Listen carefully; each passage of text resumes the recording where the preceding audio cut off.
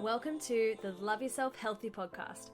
I am Melanie Lillis. I'm an eating psychology coach, nutritional therapist, and I have my Bachelor of Physical and Health Education.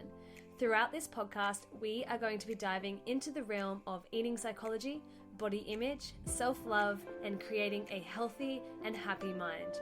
I cannot wait to share my knowledge with you in hope that it's going to positively influence your life.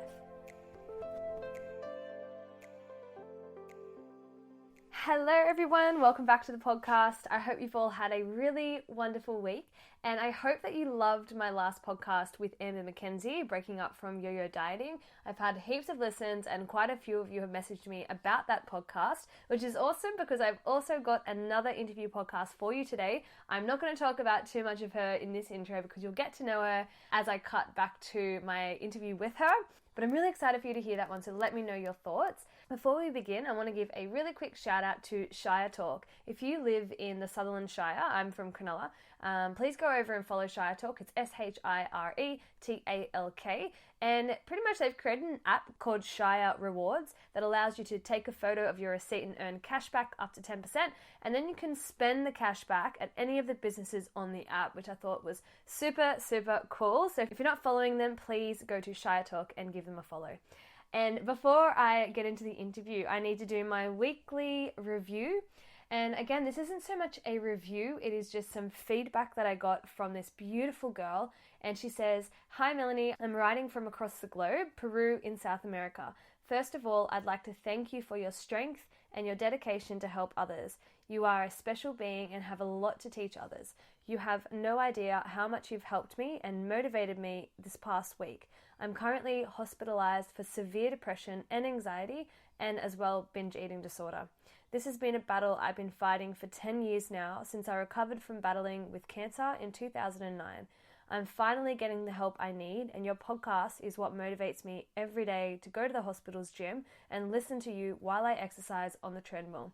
From the bottom of my heart, thank you for everything that you do." She also recommended 2 topics that she would like me to do. She said, 1, a podcast where you talk more about mother and daughter issues and how that can affect us. And 2, a podcast on how to manage guilt and balance when you eat something that is considered bad, like a piece of cake or a burger. Basically, how to focus our energy on eating for nourishment, health, and balance, other than eating from a place of fear to gain weight.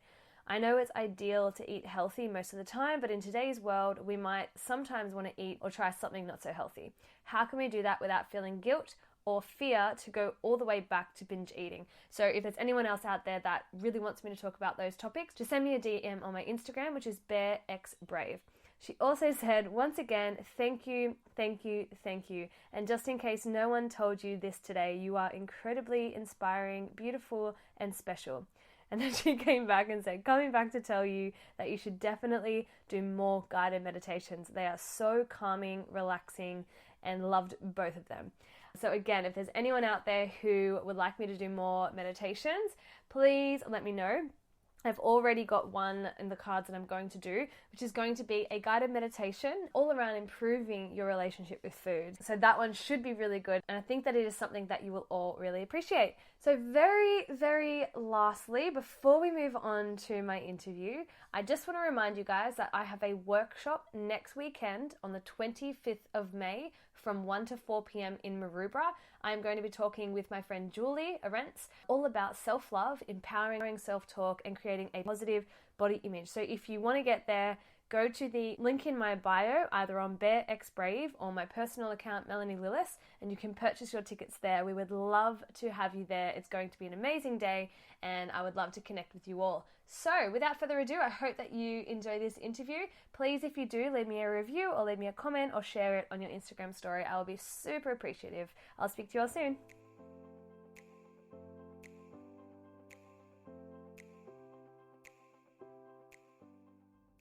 Welcome back to the Love Yourself Healthy podcast. I have a beautiful girl, Kya, here with me. I'm really excited because Kya is a friend of mine who I used to work with. She is the most incredible person with like her inspiration, the way she speaks, her spirituality, and I know that she has so much to share with you guys. And we're just pretty much going to have a conversation and share a bit of Kya's story it's a little bit different to the podcast I usually do, because usually I'm just here speaking by myself, and in this, like the past 2 days I've had 2 interviews, which is amazing. And so we're just going to get to know Kya a little bit and just talk a bit about her story. So Kya, hello. Hello. How are you feeling? I'm nervous. I know you're nervous. Don't be nervous. As I said to everyone, it's literally just me and you, to everyone who's going to be listening, like we're just going to have a convo, so that's fine. So let's start off. Let's just get rid of the jitters. What's your name? Where are you from? Okay, so I'm Kya and I'm from Sydney. Amazing. And what? That's the answer, I guess. There's nothing. And we're done here. Let's go home. So as you'll hear, Kya and I kid you not, anytime we're together, like nothing is, like we just find everything hilarious. It's great. Oh gosh. All right, let's break the ice a little bit.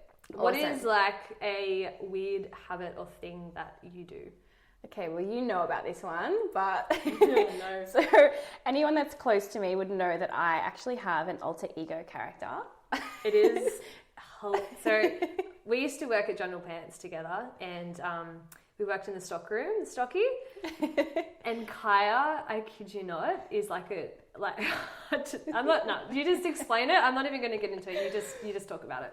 So Mel loves my alter ego character named Chip. Chip is something that I created about, oh gosh, she's been with me my whole life, and she's a little character that I created, and she's a chipmunk, and she has the voice of a chipmunk and the personality of a chipmunk. Do you want me to do it? Yes. Mel's looking at me like, hello, do the voice. Just do the voice. This podcast is just going to be us laughing for 40 minutes, just so you know now. You can log off if you wish. But don't. I swear, we have so much to actually share.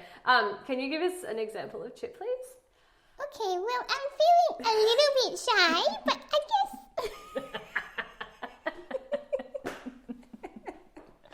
I'm not going to be able to do this for much longer. But I guess I can do it for you now. Oh my God, it's just the best. Oh, I'm glad that you love it so much, because I feel like... It brings me life. Like I've tried to do Chip, and I can't do Chip. I just can't do Chip. All right, Kya, what do you do, and what do you aspire to do? You've got a few different things going on. Yeah. So we really just brought the tone down just there. And act. Yeah, like what do you do? What are you aspiring to do? So, yeah, I feel like I definitely do a few different things in life at the moment, as you know. But for those of you out there, I'm an actor and I'm also a teacher. I teach English as a second language to beautiful Japanese students at a college in Sydney. I also, still do a lot of other things. I still occasionally do children's entertainment. Yeah, I would say that mostly covers it at the moment. But I'm also currently... sort of looking into where I can take my journey and my story, as a person and a human, and look at, inspiring other people like around the world, people who have shared, similar stories and stuff like that. I'm always looking to try and think of ways that I can help people in their life. Yeah, that's a really good segue, because Kya has a really impactful story, and something that I feel like a lot of people, I hope not a lot of people, but few people will probably resonate and connect with quite deeply. Yeah. And that's why I wanted to get you on the podcast, because what you have to share is so powerful, and the way that you share it is really powerful. So let's take us back a little bit. Tell us a little bit about your upbringing and a little bit about your story. Okay, so this isn't not something that I share often, but I feel really safe with Mel, and it's something that I'm looking to share a lot more in my life as a strong woman, and to hopefully inspire other people. So basically, I grew up in a household, with a lot of domestic violence, a lot of emotional and physical abuse, which was, really, really hard growing up with. And, still to this day has its effects on me in some ways in life, but it's something that I've worked really, really, really hard on in my life to come back from, I guess you could say, and to try and heal from, and to find a life and a voice for myself. Yeah. So I've also, as a result of the abuse that we experienced as children, it led on to other problems in my teenage years and my young adult years. like substance abuse and eating disorders and stuff like that as well. So there's been a number of things that I've kind of dealt with throughout my life, and I would say for the most part have overcome. But then, what does overcome even really mean? I feel like, totally. I feel like everyone has different ideas of what overcome looks like, and I feel like you have to, run your own race. And so I feel like, I've come a long way, and that's sort of some of the stuff that I've dealt with. So you spoke about eating disorders in there, and I guess this podcast is pretty much aimed around body love, eating disorders and all of that. So that's kind of why I thought that your story would be really powerful for others. So can you talk us a little bit through what specifically you went through with your eating disorder, how that spiraled into kind of substance abuse and all of that? Yeah, definitely.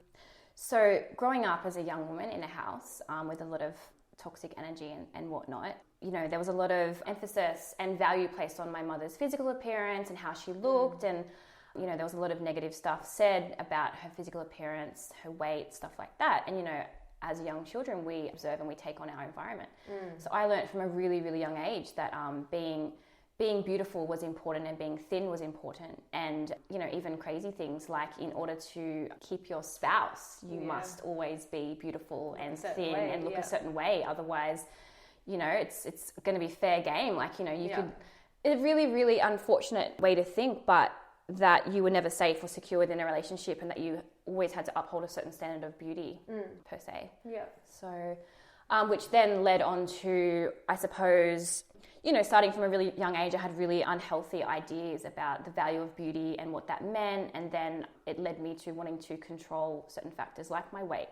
And I was never by any means, a large girl, but, I was just a normal, teenage girl, just living life. But then I realized that I wanted to be skinnier, and I needed to be skinnier to feel better and feel good. And I think that was a way that I sort of found control in my life as well, from the abuse and stuff like that. Yeah. And when did, so obviously you said that you kind of felt pressure as a woman and your body when you were younger. Do you remember what age you were specifically when you started to think about your own weight, and also what age were you when you started to, have disordered eating, and did it spiral into what was it binge? Was it bulimia? What did it kind of spiral into? Looking back, I honestly think that I had a little bit of every eating disorder at different points in time. Yeah. I, at one point, was quite bulimic. I was bulimic. I also had binge eating. And then there would be periods where I just completely starved myself. So it was a variety. And they would all intertwine, and it would depend, I suppose, on what was happening at the time, or how I was feeling, or which one felt more achievable. But I think I remember probably things started to get quite bad based around my body image and self-image at around probably 14. I remember that's when I first started to think that I was fat, and I definitely wasn't, but that's when I first started to think that I was actually fat. And for someone who doesn't know Kya, she's a tiny frame, you're so little. So it's so interesting that no matter what, sorry to cut you off, but no matter what size frame, you even had that thought, because anyone looking at you, you're so little. Yeah, definitely. Yeah.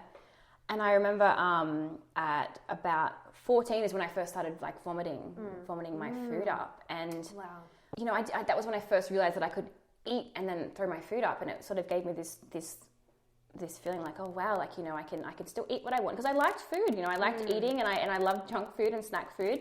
So I would eat those things and then vomit them up. And I remember we moved to a new house when I was about 15, and there was a lot of work to be done in that house, and we did it in the 6 weeks of the school holidays. We were painting and doing all this stuff, and I remember we would do 6, 7, 8 hours of work throughout the days, and then I just remember that I would not eat for those entire days and be doing all this physical labor, so that I knew that the energy that I was putting out was not being I wasn't refueling my body. Yeah. So then I started to realize that I could, exercise excessively and lose weight by not eating. So then I would do that. And then I remember being, around 14, 15, and I would be in my room at 12 a.m. in the morning, 1 a.m. in the morning, exercising in my room, quietly, knowing that I've hardly eaten today, I'll exercise now, and then, I'll wake up skinnier in the morning.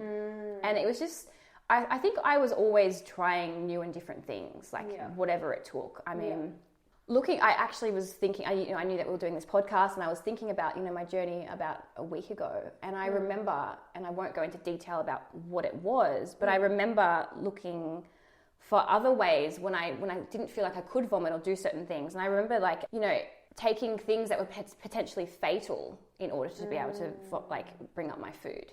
Yeah, wow. And I just remember thinking that's so sad that I was willing to ingest things that were potentially fatal. Ingesting to vomit the food, did you say? Yeah.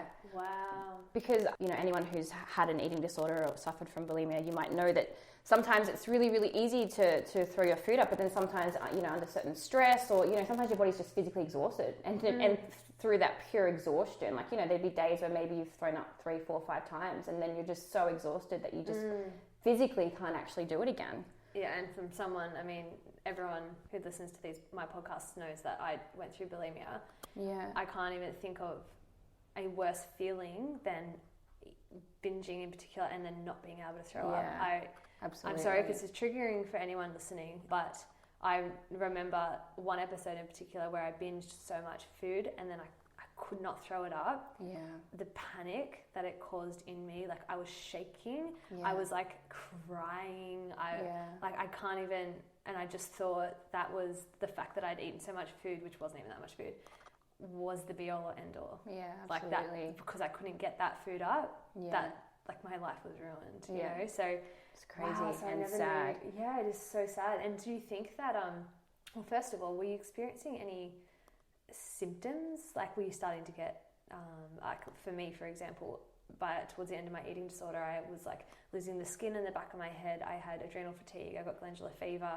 I had irritable bowel syndrome. I know you were young, and a lot of the time when we're young, our body kind of bounces back. But were you experiencing any symptoms, illnesses, that you recall, or? It's hard to say. I remember being quite chronically fatigued. That's probably the one thing that jumps out for me. But yeah, I think just the fatigue is something that I noticed at one point my teeth were really bad. And I'm not sure, I don't know if teeth can sort of bounce back or heal themselves. I really have no idea. But I just remember that they were not looking great. I don't know if that was from stomach acid. Exactly. And just that sort of thing really. Did anyone know that you were going through this? Your parents, your friends, people at school? Was anyone noticing? And when you were at school, were you restricting food? Were you at school at this time? Yeah. You were, yeah. So did anyone know that you were going through this? I think people did get a slight idea when I probably had dropped quite a significant amount of weight. But I think people just assume that once you hit a certain age that you do lose a bit of weight as a teenager. I don't know, it's sort of people often say oh, they've dropped their puppy fat or something like that. So I think maybe some people put it down to that. I know, jumping forward a few years, I know that people were really quite concerned about me when I was about 19, 20. And that's when I was probably even thinner again. And, I had a friend say to me a year or two ago, he's like, we all waited for the day that you would walk in and that you would just have sprouted in hair, you were that skinny, so that your body could protect itself. Wow. You know what I mean? They just thought, oh my God, she's so skinny. And obviously at the time I loved it, but of course. And I was actually speaking to someone the other day who's struggling with an eating disorder, and she was talking about how people keep saying to her that she's sick, and she's trying to deal with that. And I said to her, I'm like, if I know from my experience and from other people's experience that's probably fueling your anorexia, and that you need to talk, you need to make that aware to people that those comments that they're saying, even though they think that they're trying to help you by being you look really sick, I'm worried about you, for someone in the eating disorder, that is honestly the best compliment you can get. Absolutely. I had that said to me once before. Someone was like, I'm really worried about your weight, and they were really serious, and the more serious they got, the more I was like, fuck yeah, this is working. Yeah. It fuels Absolutely. that, because it's just so damaging, and people who don't go through it don't understand, and they're only trying to help. Definitely. Absolutely. But, you obviously associate beauty with being thin. The thinner you are, the more beautiful you feel, the more worried people get. Yeah. The more worried they get, the thinner you're getting, which makes you feel more beautiful. And it's just vicious cycle. So how long, I guess, so you were saying just before that when you got to 19, you were probably skinnier. So you started throwing up when you were 14. Yeah, 13, 14. 13, 14. And like, did your mum know? No, I don't think that she did. I would like to say that I was pretty good at hiding it, I think. I mean, yeah. I would say that I would have been. My mum didn't start to notice until I was a little older, and she would notice me going to the gym a lot. It was more to do with the exercise that she noticed. I'm not sure. I think I have opened up to my mum over the years and have mentioned that I did used to vomit. I don't know if I ever had the heart to really say it though. Yeah. Not really. No, I don't think she did until I was until I was quite a bit older, and yeah, there was a lot of exercising. All right, so fast forward from, obviously we've gone from 13 up to like 19 when you were kind of at your sickest. You said before that it kind of eventuated into potential like substance abuse. Can you kind of talk us through how that kind of, I guess, molded into that, and like what you kind of went through with all of that? Yeah. Well, I mean, I had really low self-esteem, obviously. Anyone who has an eating disorder definitely does. Yeah. And there was a lot of pain from my childhood that I was always trying to mask. And, you know, like we all know, any drug will only ever give you a certain amount of temporary relief, and then you need either more of that drug or you need something new. Yeah. So, you know, the eating disorder, I suppose, it gave me that, what I perceived at the time to be pain relief or control. And then as I got a little bit older, you know, about 20, I started to drink a lot and go out with my friends a lot. Yeah. And I, you know, was taking a lot of drugs and drinking and smoking cigarettes. You know, there was a time when I was a pack a day smoker. Wow. And that would stop, like a pack a day. And this is going back, you know, quite a long time ago. But that would stop me from eating as well. I also was massively addicted to energy drinks. So it was just a combination of drinking, booze, cigarettes, caffeine, and very, very little food in that time. And that went on for years then again. So even though at the time I wasn't vomiting anymore, I wasn't really exercising because I had sort of moved on to finding a party lifestyle and just, you know, being a young adult, which, you know, I suppose at the time I thought I was enjoying. But yeah, so I wasn't super focused on having to lose weight or throw up food anymore, but was still just not really eating anyway. Yeah. And I guess the partying and stuff was helping you keep the weight off. So if you weren't partying, you probably would have continued with all of those behaviours because you would have needed to still somehow keep that weight off. Yeah, definitely. So can you talk us through then your mental state at the time? Like, were you going through any kind of depression, anxiety? Like, how was your mindset? Honestly, when I look back, I mean, my mental health for me will be a lifelong, something that I invest in for the rest of my life. Yeah. Like anybody who's been through any form of trauma, like it's something that I have to be on top of and will always be on top of. But looking back at that stage in my life, like I was in constant rebound mode, and I was quite depressed. I was lucky at the time to have a pretty amazing boyfriend, but you know, I was constantly either recovering from the drugs or the alcohol. I was really struggling to find myself as a young woman at around 23, 24, 25, and just, yeah, I mean, definitely suffered from severe depression and anxiety and, you know, suicidal thoughts, and like it was just like a really, really horrible time. But I guess I didn't realize how bad it was because I was sort of in the midst of it. And yeah, I've spoken about that before. I think on my latest podcast I spoke about how when I was in my eating disorder, I didn't realize, I knew it was bad, but it's not until you come out of it and you look back on it that you think, holy crap, like that was severe. Definitely. And I feel, I don't know about you, but because I didn't tell anyone about it, there wasn't as much support when I actually recovered, because people didn't know what I went through.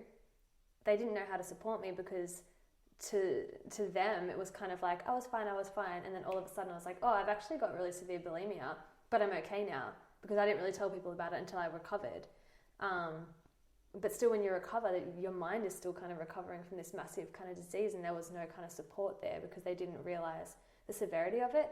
How did you find, so we'll get into obviously where you're at now and your spiritual journey and all that, which I'm so intrigued with, but how did you find the isolation? Did you feel alone throughout that kind of whole time, and like how did you kind of move through that? Absolutely. Well, I had a really eye-opening experience happen one night when I was out with a lot of, you know, people doing a lot of crazy things, and quite a dangerous situation happened, and that was a really real turning point for me, where I thought, oh my gosh, like I do not want to be around this situation anymore. Like it was, potentially fatal situation, and that was a real turning point for me. And I really had to take myself from that night, and I shut myself off for almost a year.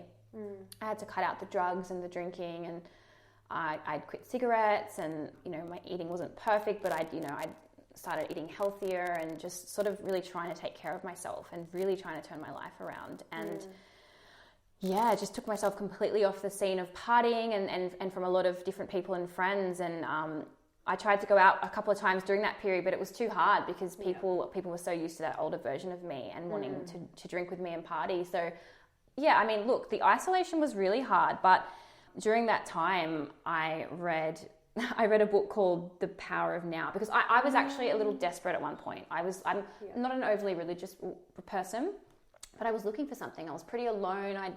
It completely changed my life, but I didn't really have friends who vibed with me anymore, because all of my old friends were like from partying and stuff like that. So I read The Power of Now by Eckhart Tolle. Some people say Tolle, some people say Tolle. I think it's Tolle. That's what Oprah says. Yeah, I haven't read this book, but I've heard of it. I've heard it's amazing. Yeah, it's absolutely incredible and life-changing, and it talks a lot about the pain body and trauma and our ego and whatnot, and that gave me a lot of comfort and sort of really opened my eyes, and was probably like the start to my spiritual journey and wanting to love myself and evolve and grow as a human. And it just gave me hope, and I found something to hold on to. Yeah, that's so amazing. And I think for someone, and I say this a lot, that any eating disorder, any mental illness or anything like that, it's always stemmed from something so much deeper. So there's so many people going through, let's just use eating disorders for example, because that's what mainly my podcast is about, and they think that their eating disorder is purely just fueled from the want to be skinny, whereas it's always, majority of the time it's fueled from something quite deeper. And for you, obviously, you went through so much trauma. Yeah, definitely. And all of that trauma from your childhood was then trying to, I guess, because you didn't deal with it, it was then manifesting into all of these kind of disorders, and you were trying to keep control over it and masking it by all of these things that you were doing. So yeah, obviously you had that life-changing event that night that kind of woke you up, I guess. So let's, I guess, move now into your kind of spiritual journey, what you're kind of working on now and the revelations that you've had in terms of how you perceive life now and all of that. Yeah. Well, like I always say, and like I've said to you, and like I'll say to everybody, I think self-love and life is just this continual journey and this process of getting closer and digging further into your truth and figuring out who you are and loving yourself. And my mental health will be a lifelong journey, and my self-love will be a lifelong journey. I think I said to you just before, like, just when you think you've got it all figured out and that you're doing really fine, the universe is like, okay, well, here you go, you can do this now. Yeah. But in terms of I'm pretty happy with I'm definitely the happiest I've ever been in my life. I can see that. Yeah. I did just recently come out of a 2-year-long relationship, and that was just about 6 weeks ago. So that's a little tricky. That's my most recent curveball, But I'm so dedicated to being myself more and more every day, and showing up in this world as who I want to be, and living in a life that feels aligned to me, and first and foremost, loving myself. And I've been working with a really beautiful sort of life coach on and off for the last year and a half. Her name's Angelica Alana, shout out. She's been incredible. She's been such a blessing and such a savior in my life as well. And I've just learned a lot about myself. And I have really sort of turned to just trusting myself more. And I guess, spirituality is a term that I think it's something different to everybody about what it means. But for me, it's just having that hope and that love in my life, and that light sort of helps to guide me. Yeah. So with Angel, you call her, right? Yeah. How did she, I guess, help you kind of look at your past and see it in a different light? Speaking specifically, like with the trauma that you went through, has she worked with you specifically with how to look at that? And I guess something that I think we spoke about before, which is what I try to do, is kind of forgiveness. So what did she help you with in terms of that, like her advice or ways of looking at things differently? Yeah. Well, forgiveness is definitely one thing, but it's easier said than done. I think forgiveness of self is a huge one as well. But, you know, I've looked at my past a lot, and I've spoken with Angel a lot, and we've sort of talked about, you know, my parents ultimately did their best with the knowledge they had and the upbringing they had, and they did their best, and then we'll do our best with our children. Totally. So it's just that human to human, you know, that honouring of these people that did raise me and that did do their best. And maybe they definitely didn't always get it right. But I mean, I would like to think for the most part, they did do their best and try. And there's a part of that does give me peace in my heart, because that takes away me wanting to judge them or hate them or anything like that. Totally. I mean, that those feelings do still come up sometimes, but for the most part. So yeah, being able to give them that and myself that, and know that I can change things. I can break the cycle, or I can be a better person, or I can live a better life. And being able to give myself that power through what I went through, that permission.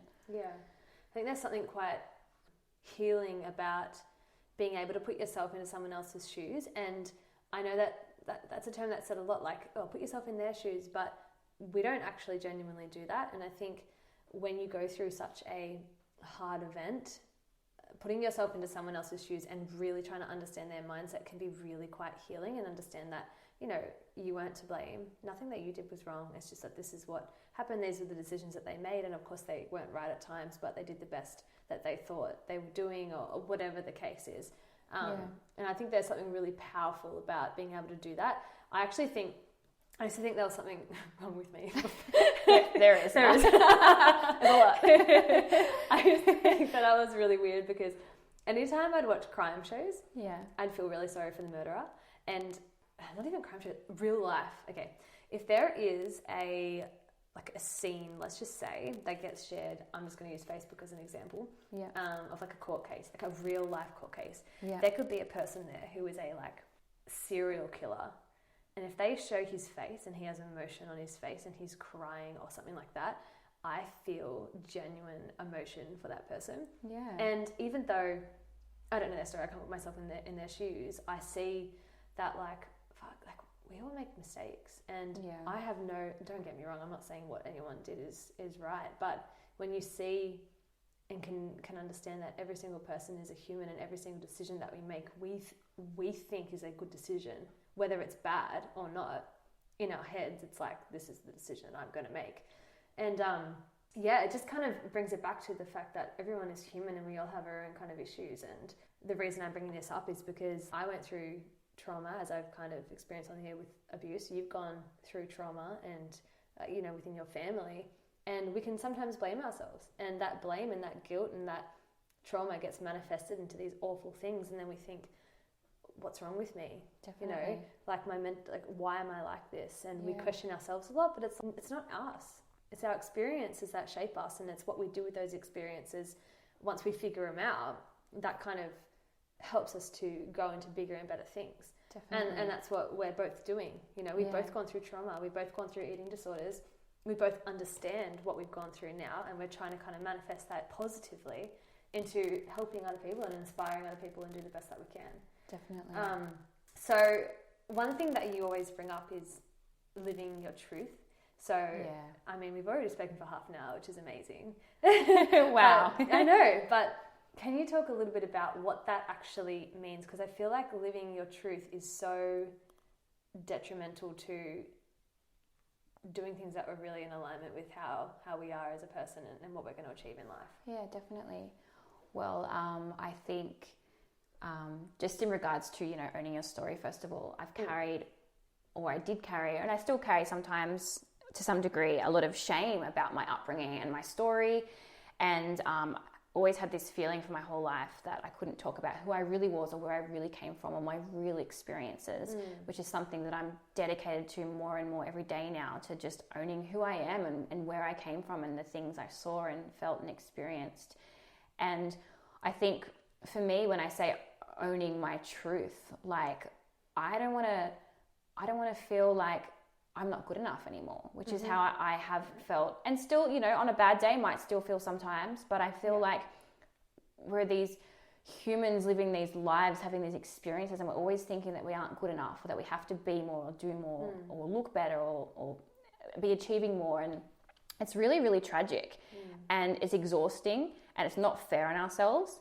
And so I think what I'm trying to do is live in my truth more, where I talk the way that I want to talk, and people will like me for that or not like me for that. And I'm trying to, I just recently came out of a relationship where I felt like for such a long time I was always trying to impress and be somebody, and I don't want to live and feel like that anymore. I just want to be who I am and speak my truth, walk my truth, own my truth. And yeah, again, fill that your just, own cup first. yeah, exactly. And yeah, fill your own cup first, definitely. So yeah, gosh, I could talk about it for so long, but for me, I even mentioned to you just before, like I actually discovered about 2 years ago that I wasn't talking in my real voice, which is such a funny, silly thing to say, but I just didn't feel like I was being my authentic self when I spoke. Like even my voice didn't feel like it was mine.